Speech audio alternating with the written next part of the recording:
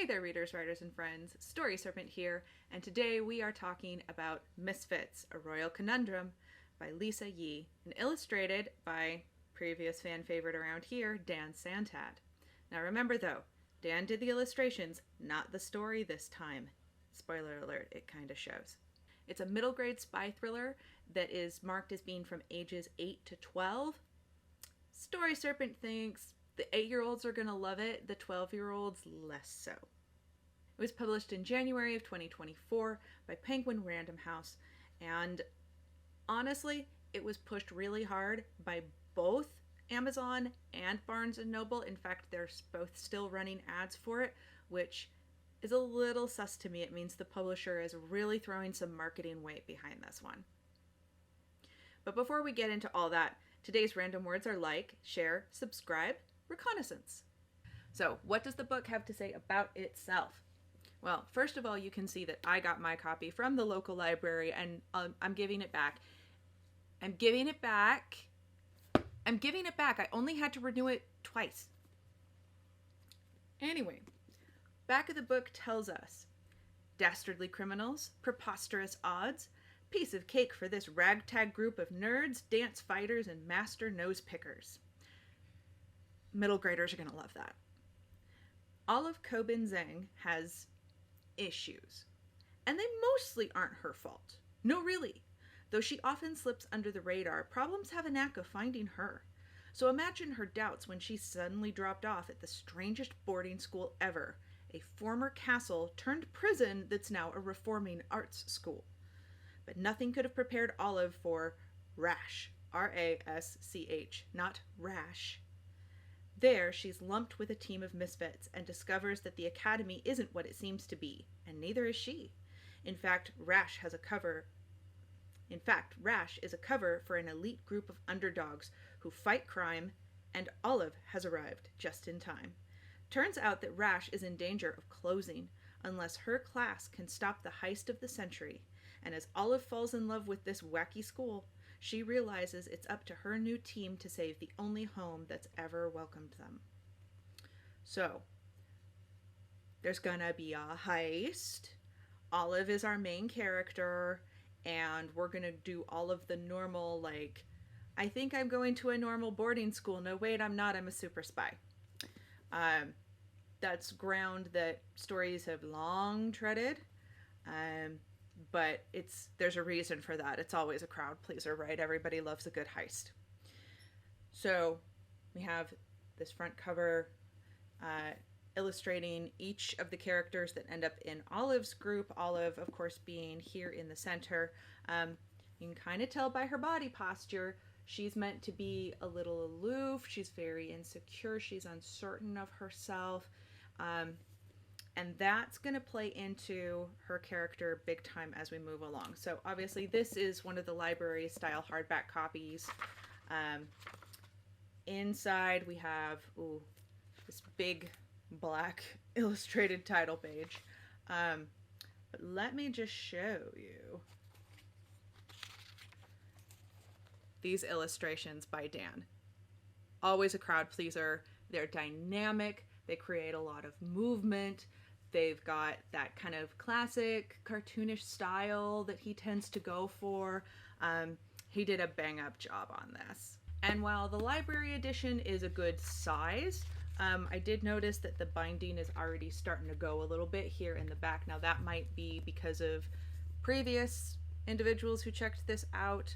But when you're talking about a middle grade, like, these things have to be armored tanks in order to survive 8 to 12-year-olds. Let's talk about the pros.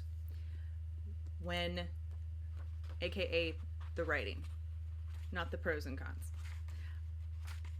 One of Lisa's gifts is that of simile and metaphor.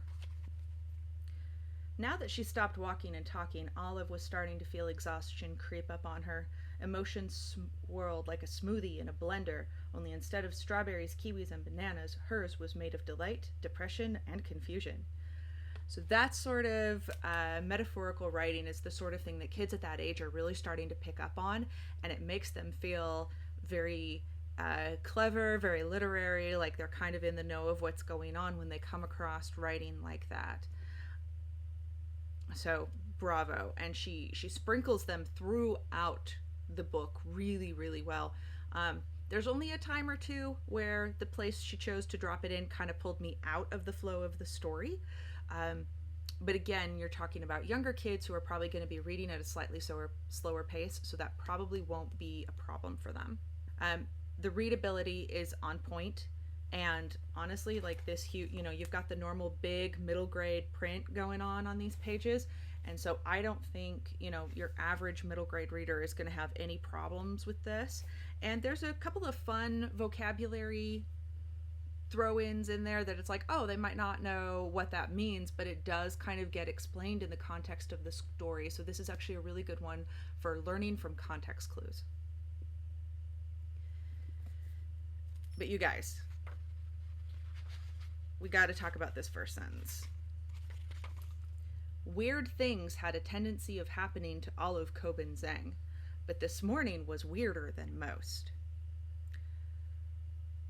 I am not hooked by that first sentence at all. Like, weird things, what kind of weird things? They had a tendency of happening. Sometimes they did, sometimes they didn't. Everything about that sentence is super ambivalent, and it doesn't actually tell me anything about Olive. It doesn't tell me anything about this story and where it's headed. There's nothing of like, this is going to be a thriller, this is going to be a mystery, it doesn't tell me anything about the story itself. And that lack of specificity, it kind of had me yawning from page 1, unfortunately. There were also a few blocking blunders throughout. There were some places where the way people's physical actions and their placing didn't make sense with what was explained later on or what had come before. So there were definitely a couple of places where your kiddo might get confused. As far as the story, what is going well? The structure is fine. There is a definitive beginning, middle, and end, which your middle grade readers tend to need. And I didn't have really a problem following the progression of events at all. Those were pretty straightforward. It's a very basic good guys v bad guys. If you are so tired of morally ambivalent and gray characters being shoved on your children, this is not the worst. Like, the bad guys steal things that don't belong to them, which is bad. And not to mention that this story is taking place in San Francisco, which is a city that could, learn that lesson. And we have a lot of very good try-fail cycles. We try new things, they don't work. We use things we thought were, we had a plan, the plan goes sideways. I love to see that, especially in middle grade and YA literature, because when characters don't have to struggle for their achievements, when they don't learn things along the way, when we're not telling our kids, yeah, you have to practice stuff, and sometimes you're going to fail, and sometimes you're going to struggle, they get it into their heads that everything should be as instantaneous as it is pulling up something to watch on Netflix. And that is a terrible message for our kids. So I love the fact that it's got those try-fail cycles in there. In terms of what's not working with the story, aside from that first sentence hook being kind of lame, I really think this story started in the wrong place. Shout out to Carol Lynch Williams if you're watching, honey. I was listening. This thing definitely starts in the wrong place. We don't have a sense of who Olive is, what she can do, what she's like as a person. And that really has to be set up before we can get into the action of any story. So often, stories either try to start too much into the action, stuff is happening right away, and we're going, okay, but I don't care about any of these people, so why do I care what's happening to them? Or it starts way too soon and we have way too much lead up to, like, okay, we get it, they're people, they're kind of interesting, when's something gonna happen? This book falls into the first camp, where it tried to drop us right into the beginning of the story without realizing we're gonna need to care about Olive before we care about her journey and what's happening to her. She actually has a really interesting backstory. Her grandmother teaches her acrobatics. She can do tight wire and trapeze, and she is very flexible, and she can do all kinds of gymnastics and acrobatics. We don't see any of that We don't even get a hint that she has this skill for more than 4 chapters. What would be a better way of getting us invested in Olive and how her skills are going to come to bear throughout this heist caper than setting us up in the beginning with her and her grandmother doing the trapeze? It would make for a great hook sentence, talking about like the adrenaline and she's up in the air, you know. That would be the sort of thing that would get kids going, ooh, what's going to happen now? And starting there, I think, really would have let us get attached to her and also get to know her grandmother as a character, which becomes a problem later in the story as well. More story things that didn't work for me. They come across a group of highly racist bullies, and they're very generic, cliche, older boy football players. And it just seemed so silly that a group of kids would even be worth their notice. Like, these kids are between, I think the youngest one is 9 and the oldest is 13. And you're talking about high school kids for whom these kids would be nothing. They'd pass them on the street, whatever. I just don't see that being reasonable, especially not in a highly liberal city like San Francisco, where this is supposedly taking place. Now, I do appreciate the fact that our group of misfits do not get into a physical altercation with these bullies until the bullies strike first. Just because someone is saying something that is terrible and they shouldn't be saying does not give you the right to use force against them.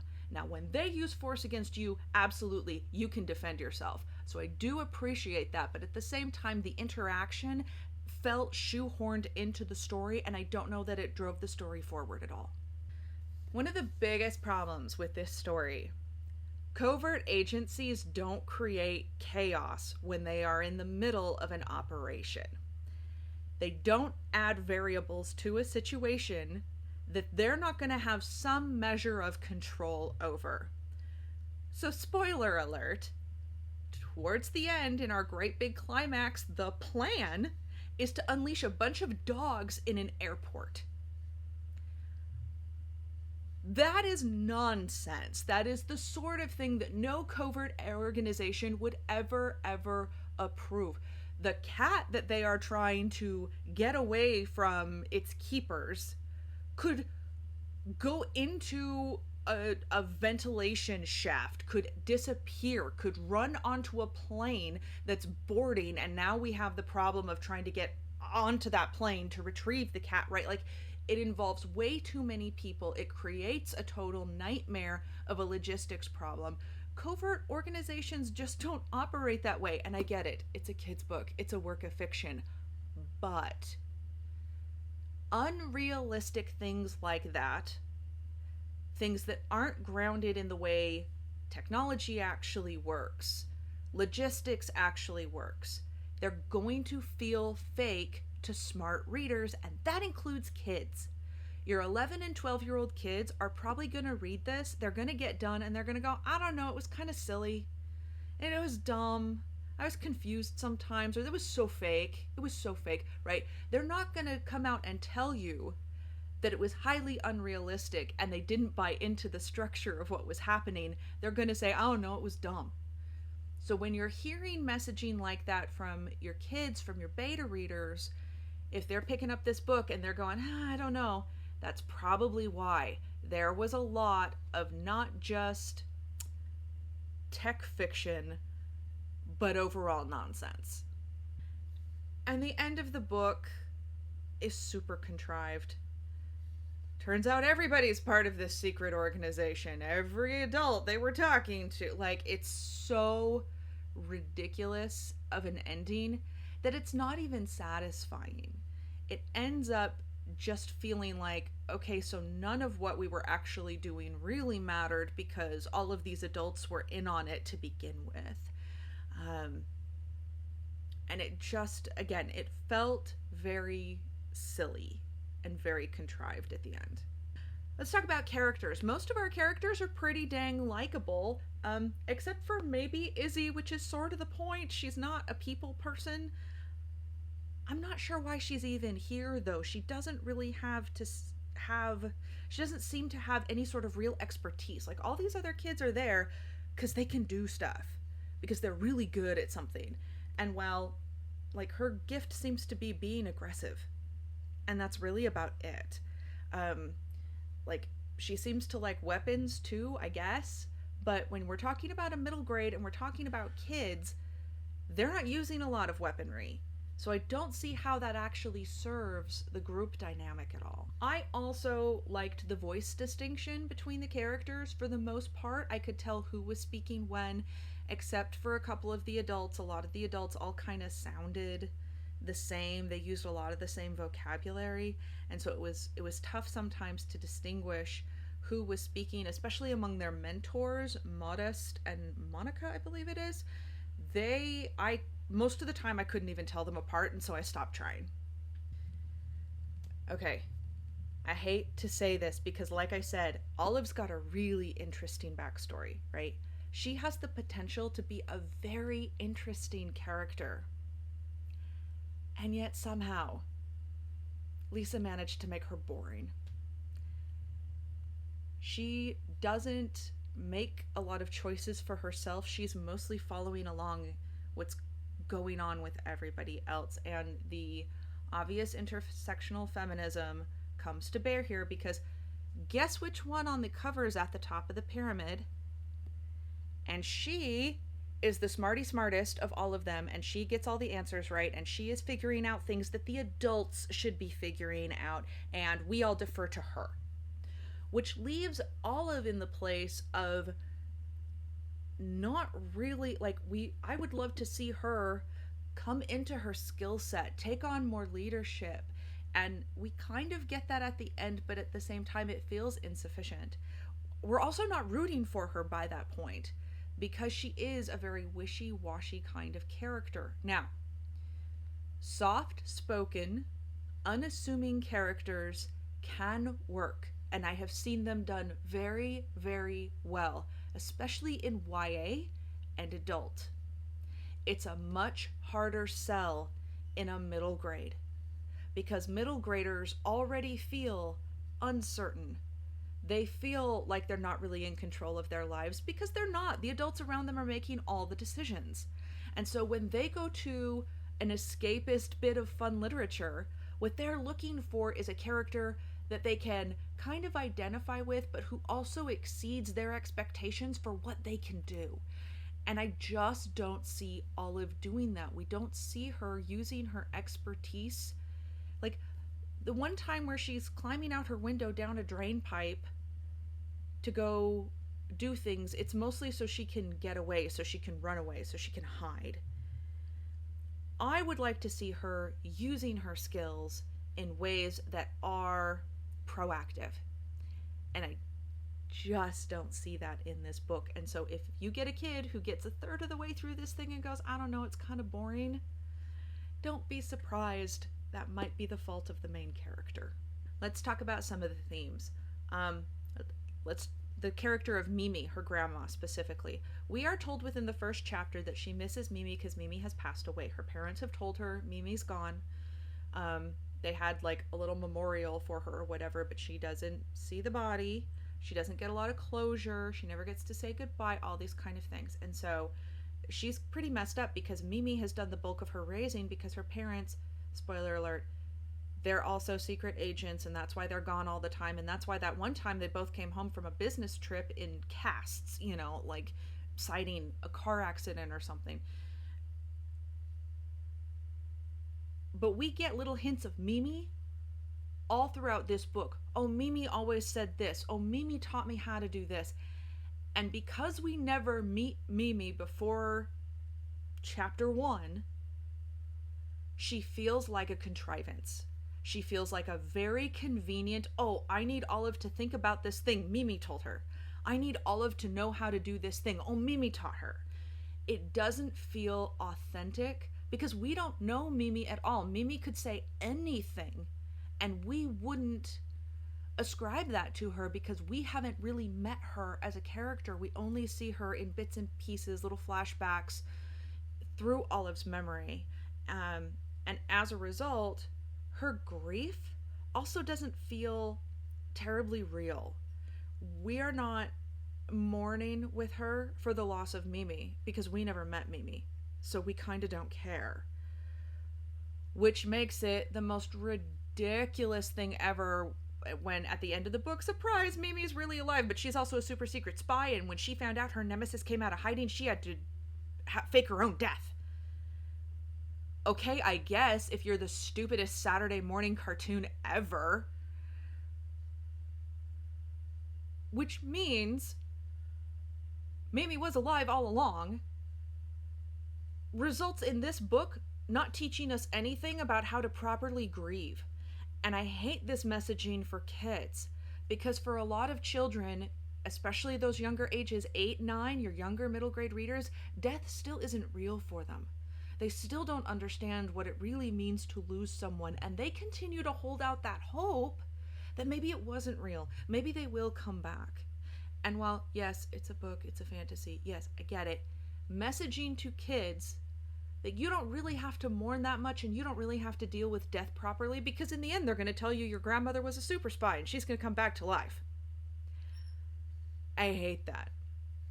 And it's very possible that that exact messaging is why we start the book where we do. Maybe the author was thinking, I don't want you to be grieving with all of this whole time, only to have the rug pulled out from you at the end. I want you to maybe think that it's not that real. Maybe Mimi does come back. Maybe she was trying to hint at that. But I don't think if that was the hint, she didn't hint at it strongly enough throughout the book. Okay, remember our intersectional pyramid? And who's at the bottom? So, shocker, Theo gets the least amount of screen time, page time. We don't see him very much. And the times we do see him, he's really effective. Theo is actually a fascinating character. We have no idea what his backstory is. He is really like a Theodore Worsterson the Third or something like that. And so we, like, he probably came from some money, but he has a hard time with his family. He's multilingual. He speaks at least half a dozen languages. And he seems to do it effortlessly. He's a real polyglot, and he has no problem convincing adults that everything he's doing is good. Like, he's a real silver tongue talker. Even in those foreign languages, it's fascinating, and we don't see very much of him, and he doesn't get to do much in terms of saving the day. And I think we do that character a real disservice. I think there's also a place for a conversation about priorities. In terms of, well, what is money for? What do we do with our money? What kind of values and priorities do we have that decide how and where we're going to spend that? I think that's an important conversation. I don't think that conversation happens well in this book.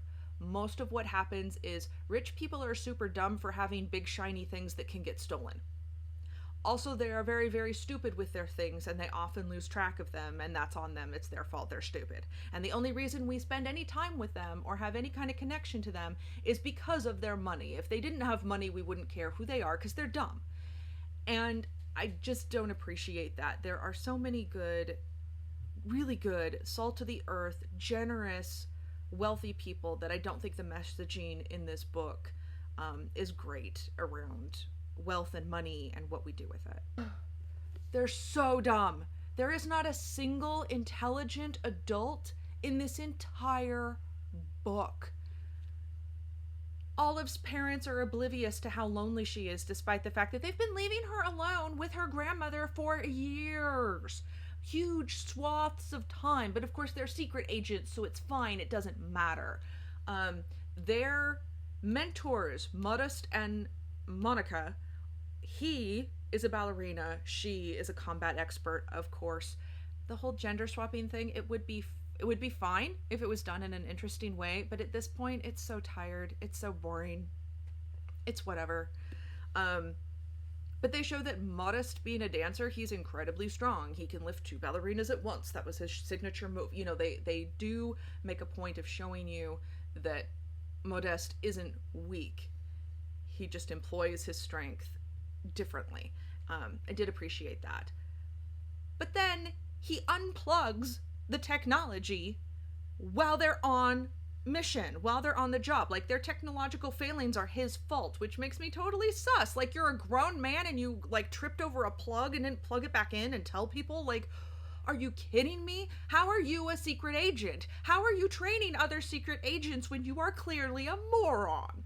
Like, this happens time and time again, where you have adults getting in the way, adults screwing things up, adults having their own plans and agendas that don't get communicated to the kids for whatever reason. But then obviously the kids' plans aren't getting communicated to the adults either, because again, dogs set loose in an airport cause total chaos and a hullabaloo that causes the bad guy to get away.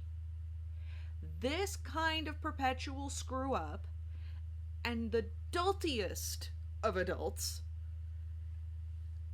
just proves that we need more competent adult human beings being shown in kids' literature. If you've got to get the adults out of the way somehow so that the kids can do what they need to do, great.